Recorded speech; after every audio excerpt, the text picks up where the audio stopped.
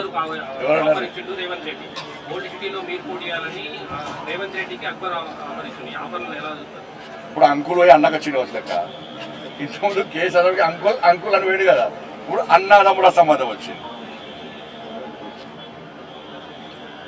ఇప్పుడు నోటదానికి ఎవరు వీళ్ళు ఎంఏ పడ్డారు, వాళ్ళు గోడవే పిల్లలు, ఇటు పడితే ఇడుతుంటారు, ఇటు పడితే ఇడు అధికారులు ఇవ్వాలి ఉంటే వాళ్ళకు మోసం. మూడుదాకా కేసీఆర్ అంకుల్ చాలా మంచివాడు, ఇంద్రుడు చంద్రుడు అనే.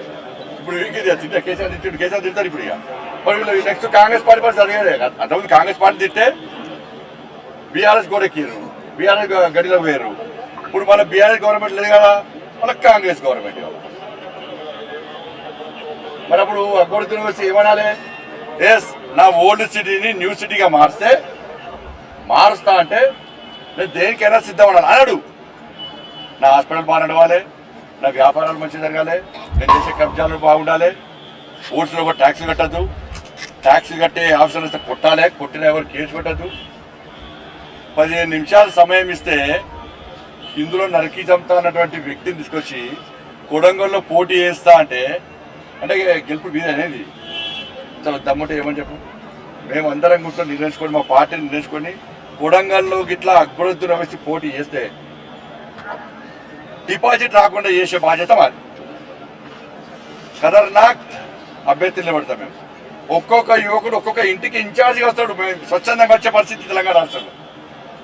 ఒక్కొక్క యువకుడు కొడంగల్లో ఒక్కొక్క ఇంటికి ఇన్ఛార్జిగా వచ్చి డిపాజిట్ రాకుండా చేస్తాం మేము. అంత చాతగానే అయింది మేము. వాళ్ళు పంచుకుంటే అయిపోతుంది ఏంది. ఇలా కాంగ్రెస్ పార్టీ ప్రభుత్వం ఏం చేయాలి, అంతకుముందు ఓవైసీ అక్బరుద్దీన్ చేసిన వ్యాఖ్యలు వాస్తవము మీడియా కూడా పట్టింది. ఆ కేసును ఆధారాలు సమర్పించకుండా బీఆర్ఎస్ పార్టీ కేసును నిర్ణయం చేసింది, కాంగ్రెస్ పార్టీ నిర్ణయం చేసింది. మరి వాళ్ళు ఏం చేయాలి, ఎందుకు మాట్లాడినావు 10 నిమిషాలు సమయం ఇస్తే నడిచేస్తాను చెప్పి ఇంకోసారి మాట్లాడే బిడ్డ ఖబర్దారని అసెంబ్లీ వేదికగా వార్నింగ్ ఇవ్వాలి. అంటే మీరు మాట్లాడమే పడుచుకోవాలట. కాబట్టి దానికి ఎంఏ పార్టీని ఈ తెలంగాణ రాష్ట్రంలో భూస్థాపితం చేయడమే మన లక్ష్యం.